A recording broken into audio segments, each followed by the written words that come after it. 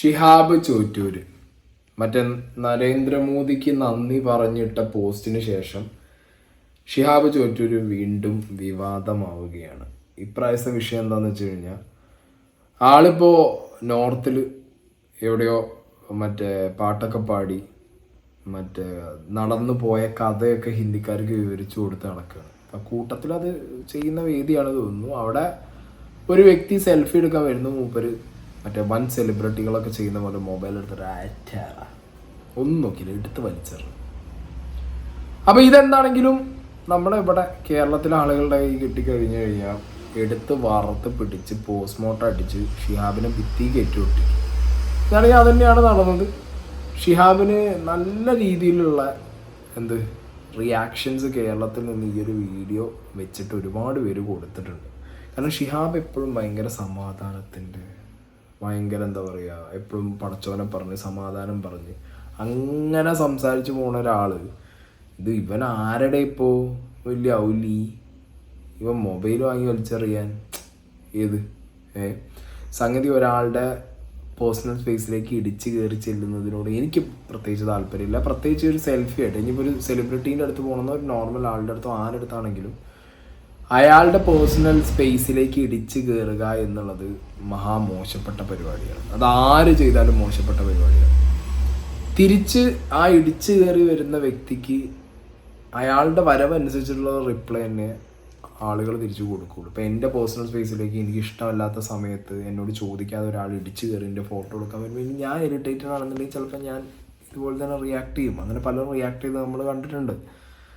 അപ്പോൾ ഷിഹാബ് ചോറ്റൂരിൻ്റെ റിയാക്ഷൻ ഇവിടെ പ്രശ്നമാവാൻ കാരണം ഷിഹാബ് ചോറ്റൂർ എന്ന് പറഞ്ഞു കഴിഞ്ഞാൽ ഞാൻ വലിയ കിതാബിൻ്റെ നടുപ്പേച്ചാണ്. ഞാൻ എല്ലാവർക്കും ക്ഷമിച്ചു കൊടുക്കുന്ന ഒരാളാണ്. ഞാൻ ഇത്രയും കിലോമീറ്റർ നടന്ന് ഹജ്ജ് ചെയ്ത ഒരാളാണ്. ഞാൻ ഭയങ്കര എപ്പോഴും സമാധാനം ആഗ്രഹിക്കുന്ന ആളാന്നൊക്കെ സ്വയം പറഞ്ഞു നടന്നൊരു വ്യക്തി ആയതുകൊണ്ടാണ് ഷിഹാബിനെ ഇത്രയും പേര് വിമർശിക്കുന്നത്.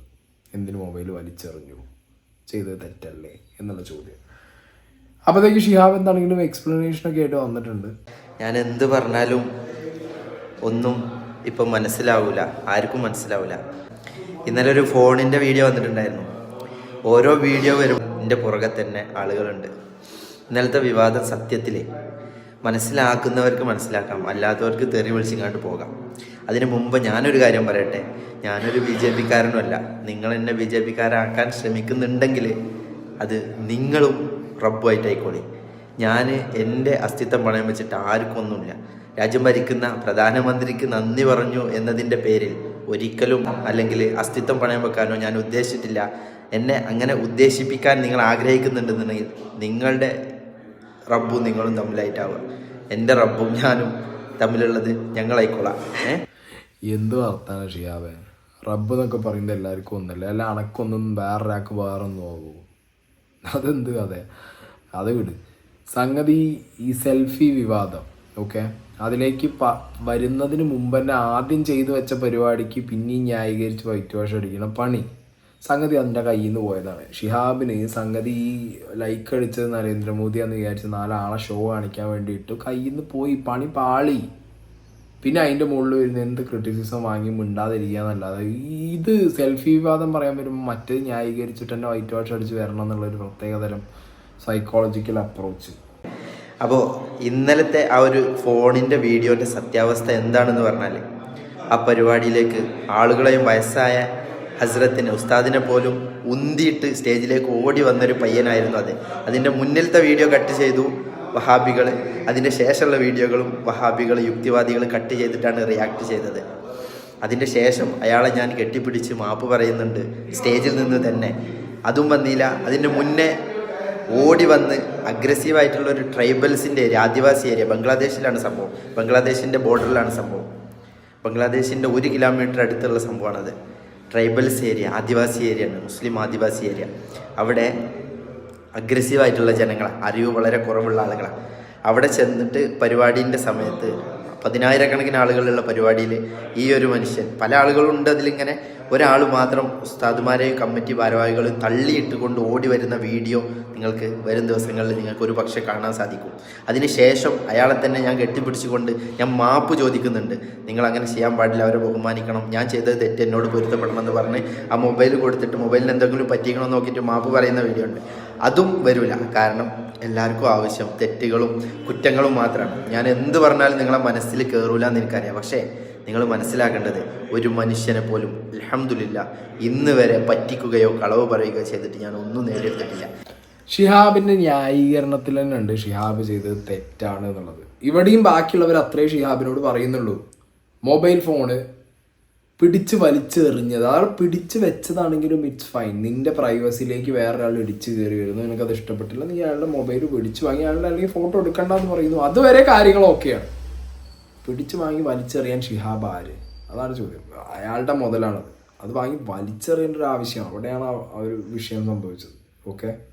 പിന്നെ ഞാൻ പറഞ്ഞല്ലോ നേരത്തെ, ഇത് വേറെ ആരെങ്കിലും ആണ് ചെയ്തതെന്നുണ്ടെങ്കിൽ ഇപ്പം ഈ പറഞ്ഞ രീതിയിലുള്ള റിയാക്ഷൻ പൊതുവെ രണ്ട് മിക്സ് ബാഗ് ആയിട്ടാണ് വരിക. കാരണം ഇപ്പോൾ ഒരു സെലിബ്രിറ്റി ആണെന്നുണ്ടെങ്കിൽ അയാളുടെ സ്പേസിലേക്ക് ഇടിച്ച് കയറി അവൻ എന്തിനു ചെന്നു എന്നുള്ള ചോദ്യമൊക്കെ കൂടെ ചോദിക്കും. നിന്റെ കാര്യം വന്നപ്പോൾ, ഷിഹാബിൻ്റെ കാര്യം വന്നപ്പോൾ എല്ലാവരും ഒറ്റ ശബ്ദത്തിൽ ഇവൻ എന്താ അഹങ്കാരടി എന്ന് പറയാൻ കാരണം, നീ ഇവിടെ ഭയങ്കര സംഭവമായിട്ടാണ് ഷിഹാബ് ആളുകളുടെ മുന്നിൽ പ്രസൻ്റ് ആവുന്നത്.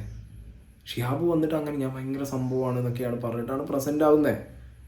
പിന്നെ ഷിഹാബ് തന്നെ പറയുന്നു അവിടെ കുറച്ച് ഈ പറഞ്ഞ ട്രൈബൽ ഏരിയ ആണ്, അവിടെ ആളുകൾക്ക് കുറച്ച് അഗ്രസീവ് നേച്ചറാണ്.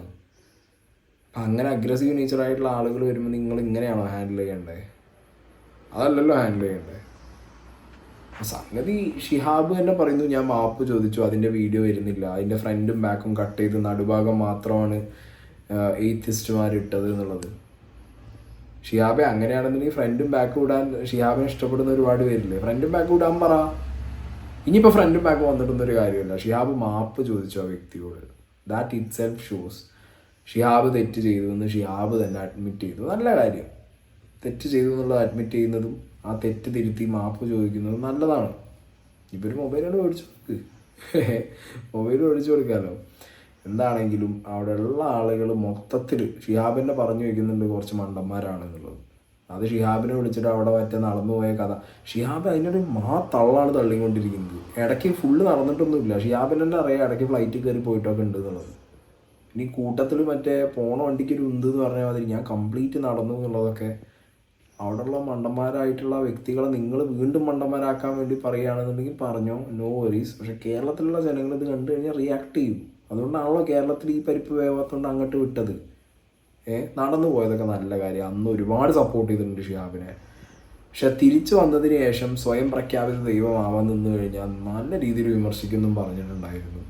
ഇതിപ്പോൾ പോണ പോക്ക് കണ്ടിട്ട് മറ്റേ നോർത്ത് ഇന്ത്യൻസിൻ്റെ ഇടയിൽ പ്രത്യേകിച്ച് ഇപ്പോൾ ഈ പറഞ്ഞ എന്താ പറയുക ബംഗ്ലാദേശിനോട് 1 കിലോമീറ്റർ മാത്രം എത്തിപ്പെടാനുള്ള ഏരിയയിലൊക്കെ ചെന്നിട്ട് സ്വയം പ്രഖ്യാപിത ദൈവമാവാനുള്ള ശ്രമമാണോ എന്നുള്ളൊരു സംശയമുണ്ട്.